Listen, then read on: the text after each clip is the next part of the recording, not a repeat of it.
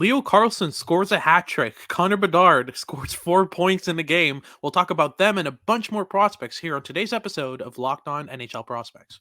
You are Locked On NHL Prospects, part of the Locked On Podcast Network. Your team every day.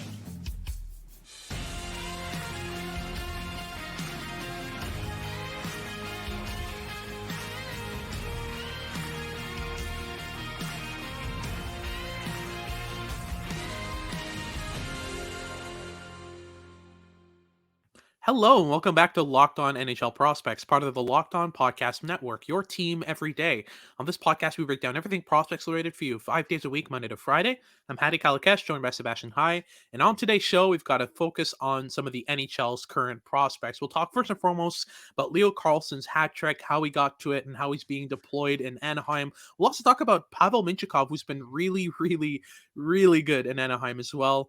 In our second segment, we'll talk about some kind of more miscellaneous prospects, names you might not hear about every day, like Brock Faber, Ryan Johnson, a couple of defensemen there. We'll also talk about Connor Bedard, who's been really good since his call-up from the AHL. Then in our final segment, we'll talk obviously about Connor Bedard. He scored 4 points in a recent game. He's back in the scoring lead for rookies. We'll also talk about Kevin Korchinski's first NHL goal, which came in the same game. So make sure to tune in for that and stick all the way to the end. So before we get into any of that, today's episode is brought to you by Sleeper. Download the Sleeper app and use promo code LOCKEDONNHL to get up to $100 a month on your first deposit. Terms and conditions apply. See Sleeper's terms of use for details. If you're watching on YouTube, make sure to like and subscribe. Leave us a comment letting us know what you want us to talk about next. And if you're listening on your favorite podcasting platform, make sure to make us your first listen of the day. So let's start off with Leo Carlsson's hat trick. I mean, all three goals were really solid. It started off on the power play with a really decent kind of catch and release shot from Carlsson. His back foot like weight transfer and release is very powerful and accurate, and we saw that in that game. Talk me through kind of what you saw from Carlsson in that game that made him so efficient, and why his usage is so interesting. Because we rarely see this in the NHL with rookies, right? Yeah, I'll start off with that second one. I think it's perhaps a more interesting question here. Yeah. Anaheim's development choice there is really unique, but I think it is cunning. I think it's really intelligent. We've seen in the past couple of years consistently NHL rookies, like especially NHL rookies who were just drafted that year, struggle immensely to adjust to the NHL level. And we saw it especially last season with a big, powerful European player who went high in the draft, Yuri Slafkovsky. And the Habs may not have perhaps employed the wisest development route there in that first year, where they consistently put Slafkovsky in situations where he, A, didn't have teammates who could create space for him to play in, and B, put him in a situation where he was at risk in terms of he had not learned a skill that he needed to protect himself at the NHL level yet, in terms of pre-scanning and keeping his head up and not getting blindsided.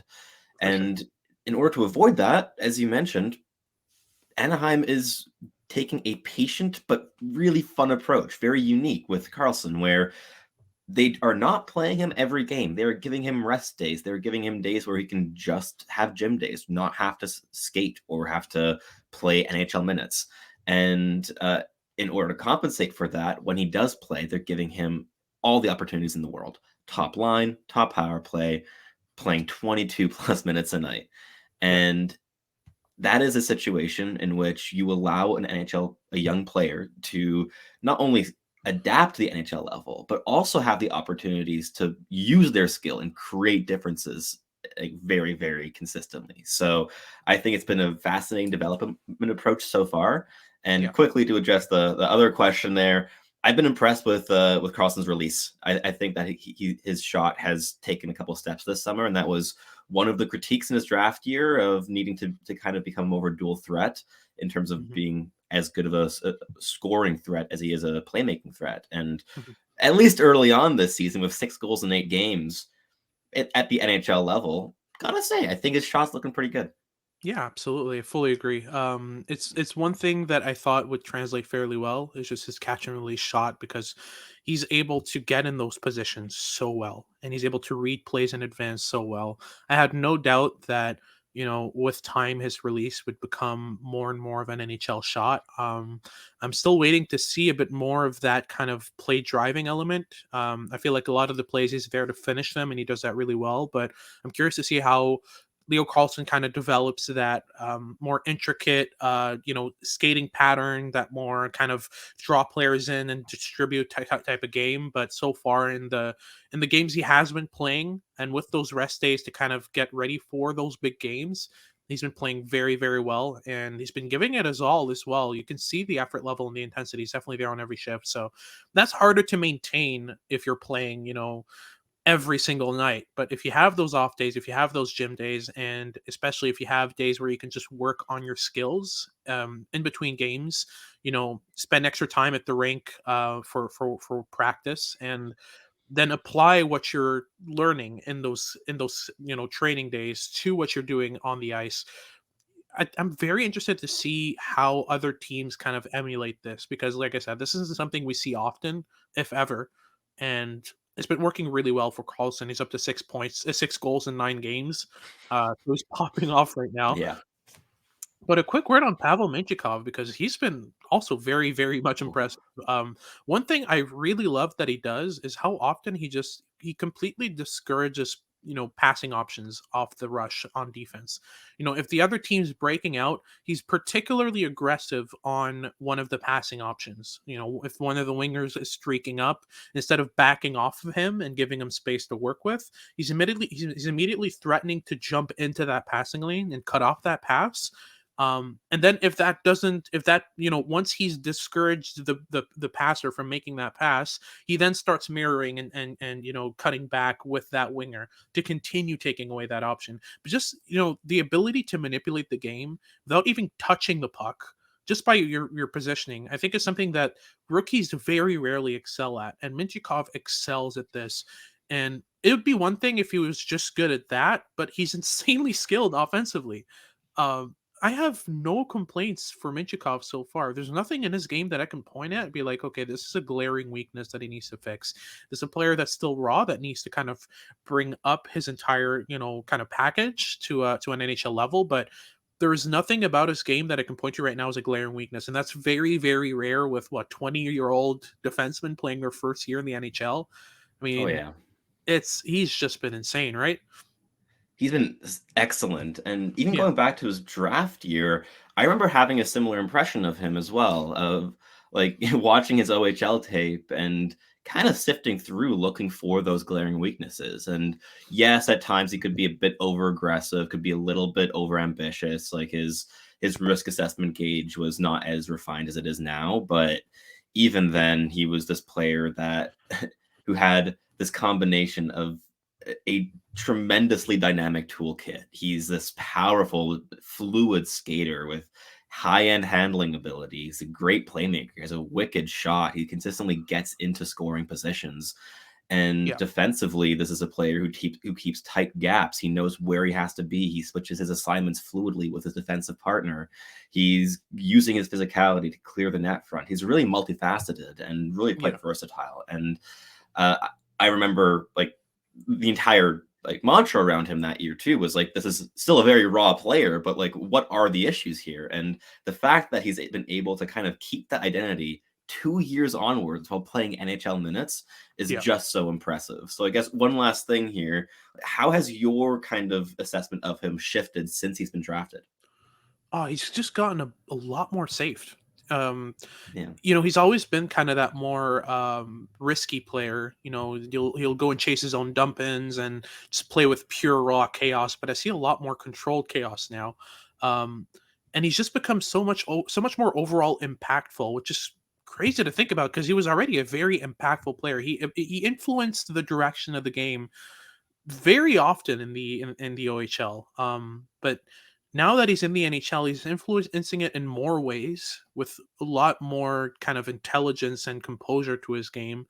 And he's just dictating the play almost every chance he gets on the ice. And I've just been thoroughly impressed with that element of his game. So yeah, very, very promising defenseman who I think eventually will become a top pair defenseman in Anaheim, which is saying something given the amount of top, prospects in terms of D that they have in their pool there. So we'll see how that plays out. But we'll talk about some more interesting defensemen and Connor Zary as well, who's been popping off in the NHL so far. We'll talk about all that after these messages from our sponsors over at eBay Motors. Passion, drive, and patience. What brings home the winning trophy is also what keeps your ride or die alive. eBay Motors has everything you need to maintain your vehicle and level it up to peak performance. From superchargers, roof racks, exhaust kits, LED headlights, and far more, you have access to everything you need with eBay Motors. And with eBay Guaranteed Fit, your part is guaranteed to fit your ride every time or your money back, which is available to U.S. customers only. With all the parts you need at the prices you want, it's easy to turn your car into the MVP and bring home that win. Keep your ride or die alive at ebaymotors.com. Eligible items only, exclusions apply.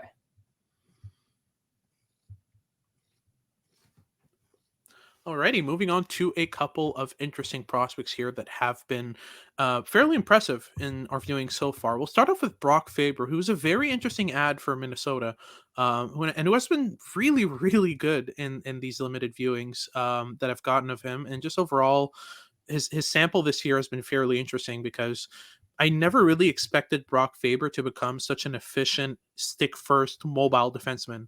Um, but I feel like, if you're looking for, kind of that Jared Spurgeon mold of defenseman, Brock Exactly. Faber is it exactly. I mean, his mobility Yeah. is ridiculous. His ability to close gaps, to get involved in transition defending, but also in zone, his ability to quickly close the space between him and a puck carrier on the cycle has been so interesting. His stick is always in the right spots, and he's constantly disrupting play, just by virtue of having his stick in the right places and anticipating play 2-3 steps ahead.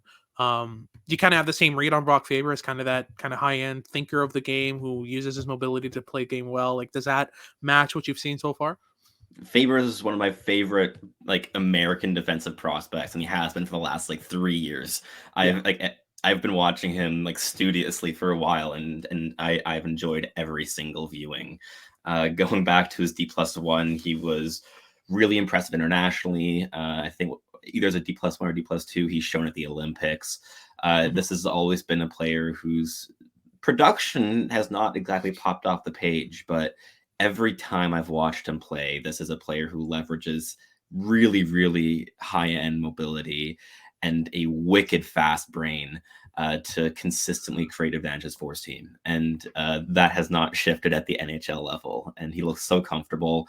And it is such a Minnesota move to be able to just casually kind of get Brock Faber as the added throw-in piece of a Fiala Yep. trade. Mhm. A really, really astute, targeted move there for Minnesota. Another kind of sign that their scouting department is one of the stronger ones in the league.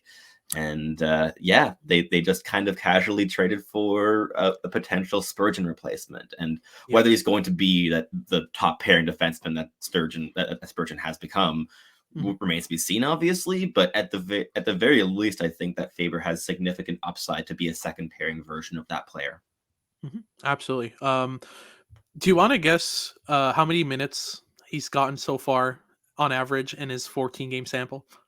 In the NHL? Yeah. Oh, this is going to be high. I'm going to be so happy about this. Is it?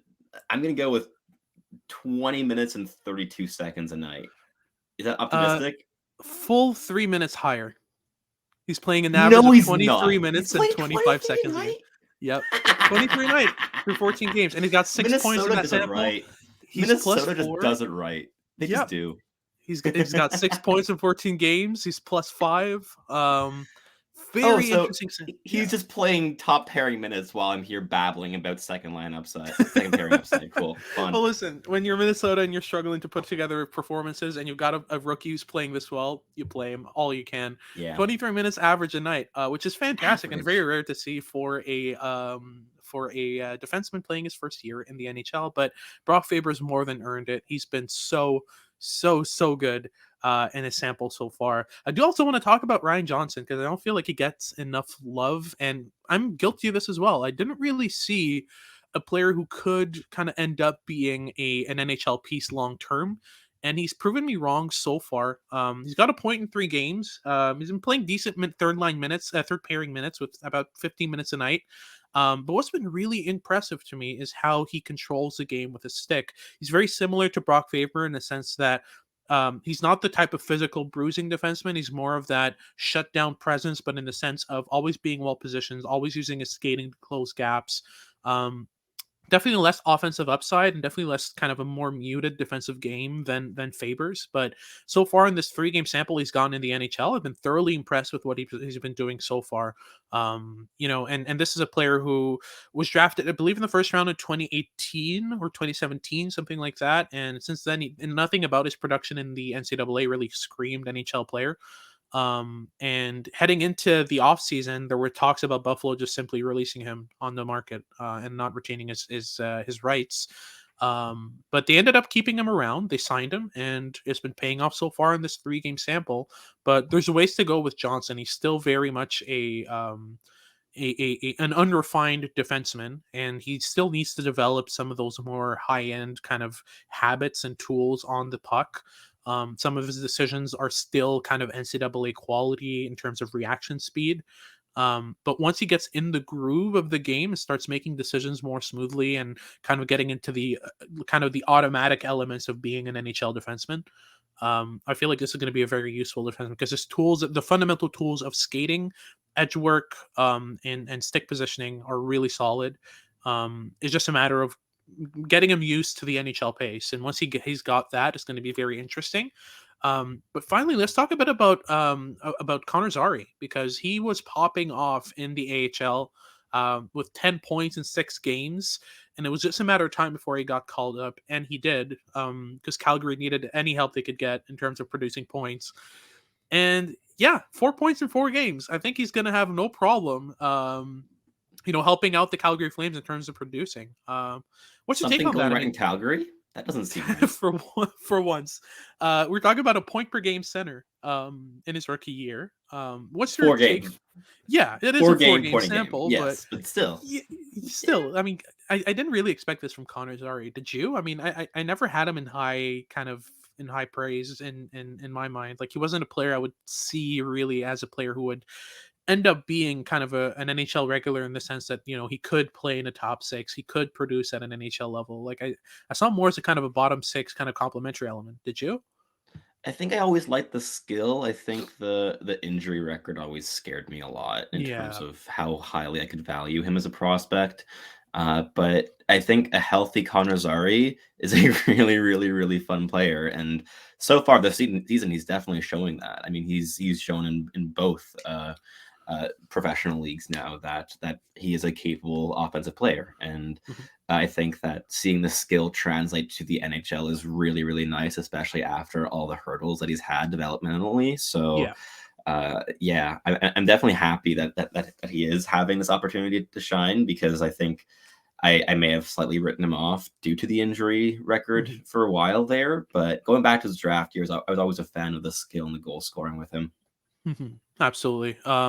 He's a fairly skillful player. I still have questions, but so far this season he's been looking really, really, really good. So I'll be keeping a close eye on Calgary and how Connor Zary continues to develop, because this is fairly interesting. But that wraps things up for our second segment. Now we'll head into our third segment where we talk about Connor Bedard's 4-point game, as well as Kevin Korchinski's first NHL goal. It was about time. So we'll go ahead and talk about that right after these messages from our sponsors over at Sleeper.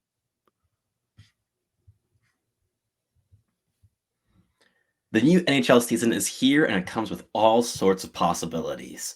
Cole Caulfield could score 50 goals. Your favorite team could hoist the Stanley Cup, and you can get involved by playing daily fantasy hockey on Sleeper, the official daily fantasy app of the Locked On NHL Network. Sleeper is our new #1 choice for daily fantasy sports, and especially daily fantasy hockey, because with Sleeper, you can win 100 times your cash in daily fantasy hockey contests. What players would you want to actually bet your stakes on? In order to win, you need to correctly guess 8 specific player stats.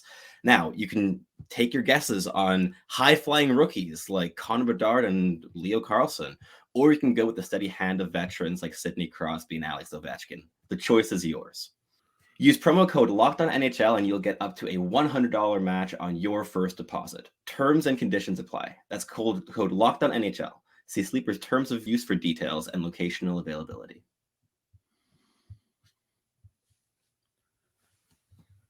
All right, so ending things off, we'll talk about some Chicago Blackhawks prospects, starting with Connor Bedard. Obviously, we know who Connor Bedard is. He needs no introduction. And he scored a 4-point game recently. Very impressive performance there from Connor Bedard. He scored, I think it was 2 goals and 2 assists. And yeah, he looked very much a part of a player who's going to take this team by the throat and just make it his. I mean, he's going to make the Chicago Blackhawks his team. And yeah, I mean, you talk about Bedard's kind of skill set and abilities, but recently it was a bit more muted. Before his game, he had 7 points in 11 games. Nothing to blow you out of the water. But now with this game, I mean, he's almost back in point per game territory. He's back in the scoring lead for rookies in the NHL. Is this the kind of pace we can kind of expect from him in terms of almost a point per game? Or does that 7 points in 11 games pre 4-point game make more sense for Bedard? I'm still on the fence regarding that. I mean, my mantra throughout the entire off season on that front was, well, the Chicago Blackhawks are not good and they're not going to score many goals. And Yeah. unless he gets goal scoring support, he won't be able to produce at that level, I don't think. Yeah. Well, we're looking at a team that has Lucas Reichel at 1 or 2 points throughout for the entire start of the season. He's not getting much support and he's still at a point a game. So yeah, hey, at this point, I'm not going to bet against Bedard. I think that sure, he might end up with 65 points, but yeah, really the difference between 65 points and 80 points when you're on a team like the Chicago Blackhawks and you're an NHL rookie, not the biggest in the world, and I don't think that's the inconceivable thing that Bedard could do. That it's far from the most impressive thing that he would do in his career, I think. So for sure. Absolutely. What surprised you the most about Bedard so far on the start of the season? Oof. Yeah. I mean, so many options here. Is it the release? Is it? Put it this way. I think it's really impressive that Bedard went through his first 5 NHL games without really showing off his release. Yeah. And despite that, there was zero anxiety about anything in his play. He was dominating every shift, and then he just started scoring those goals. Yeah. Because Bedard is the level of player whose confidence is not shaken by a slow start and unlucky bounces and shooting low percentage. He just kept rifling the puck, kept getting to high danger areas, kept creating significant advantages in the offensive zone with or without the puck. And I think that that early show of resilience of not sniping a goal in his first 4 or 5 games, and despite that being so effective and valuable, is really impressive. Oh, absolutely. And what's been really impressive to me is that despite the fact that he's got a 38.7% face-off percentage, he's still playing almost 20 minutes a game. He's out there on every shift, and there's a reason for that. 3 minutes less than Brock Faber. Yeah.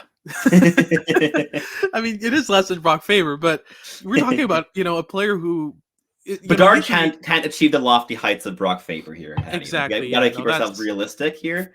Yeah, Faber's definitely the better player.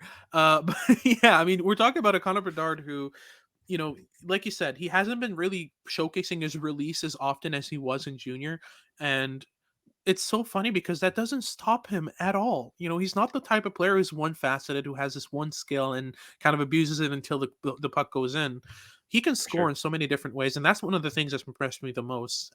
Is just he can score on the wraparound, he can score on the backhand, he can crash the net, he can put pucks on net from the perimeter, he can bank pucks in from in tight. There's so much versatility to a scoring game, and on top of that, he's trying his best to set up his teammates. Yes, he has 7 goals and only 4 assists in those 12 games, but he's constantly setting up teammates in good areas. He's constantly trying to find his teammates and kind of those soft spots, and he's using his shooting threat to open up those lanes. So, we talked about a player who showcases adaptability. I've seen adaptability over the 12-game sample with Connor Bedard so far this season. I can only imagine what 2-3 years down the line that adaptability is going to look like. He'll have added so much to his game in that span. He's already a point per game. I mean, it's just going to be ridiculous to watch him in a couple of years. I'm so incredibly excited for this prospect. But moving on real quick to Kevin Korchinski, who scored his first NHL goal in that same game where Bedard scored 4 points. It was earned. I mean, Korchinski's been playing really good hockey, and he's kind of forced Chicago's hand in terms of keeping him up in the NHL. He was eligible to be sent back down, but they decided against it because he was playing decently enough that he was worth keeping around. You look really quickly at his scoring at a score sheet and see the -8 and get a bit worried. But honestly, we're talking about the Blackhawks. Like, it's not, it's not the type of organization that necessarily has all the tools put together in order to have good on ice performances. And plus minus is certainly a team stat a lot more than an individual stat. So yeah, I've not been surprised with that as well, because you look at Connor Bedard as well, and he's -6 and he's got almost a point per game. I mean, it's not really an indicator of whether a player is being good or bad on the ice. It's more an indicator of how the team around him is kind of shaping things up. But yeah, what's taking you back with Korchinski? Because I wasn't really expecting him to make the NHL this year at all. Me neither. I don't think either of us have ever really been like the most bullish public scouts on Kevin Korchinski. I know I Yeah, wasn't, and that still hasn't quite shifted. But yeah, I've been impressed with his early start. Like he's showing me more in less time than I was expecting here, yeah, and he's playing some decent enough hockey. I mean, being able to stick on the 2023-24 Chicago Blackhawks blue line is not perhaps the greatest achievement a player can ever make. yeah, But he cracked the lineup, and he's playing better than players around him are. And yes, a lot of that is by virtue of it being a weak defensive core around him, but he is still, relative to what else is available in that organization, playing some good hockey. And yeah, he's been fun. He's bringing some excitement to the ice. Yes, there are still mistakes. There will be mistakes forever with Korchinski. This isn't If you eliminate the mistakes from Korchinski's game, you render him ineffective. Like, what makes him valuable is the risk taking, and if yeah. he's not taking risks, he's not creating advantages. So I like that he's kind of just being allowed to take those risks, and I think that Chicago is a bit more of a modern organization on that front of wanting to allow their young players to make those mistakes in order to learn and to grow, Mhm. which I definitely think is helping his development here. For sure, 100%, fully agreed. And we're talking about an environment in which he's going to be able to eventually take that kind of prominence on that decor. I mean, we're not. I don't really see anyone else in the system with Chicago that can particularly compete with Korchinski in terms of high end defensive ability. At least among defensemen at forward. I mean, I really really like Oliver Moore, and I think that he's going to be a fantastic kind of complement to what Connor Bedard is going to be in terms of a top center. If you slot Oliver Moore as your 2C long term for the rest of his career, you're laughing. That's a really, really good 1-2 punch. But yeah, I mean, I've been particularly impressed with Korchinski's ability to assess his risks and to know when to go all in. I think that was one thing that I kind of didn't really like in his draft here, was that you could see a player who was either going all in at the wrong moments or holding back at the wrong moments, but there wasn't that kind of gauge of, we talked about it a long time ago with, a Habs prospect in Adam Engstrom, but just knowing when to play poker and how to play poker on the ice.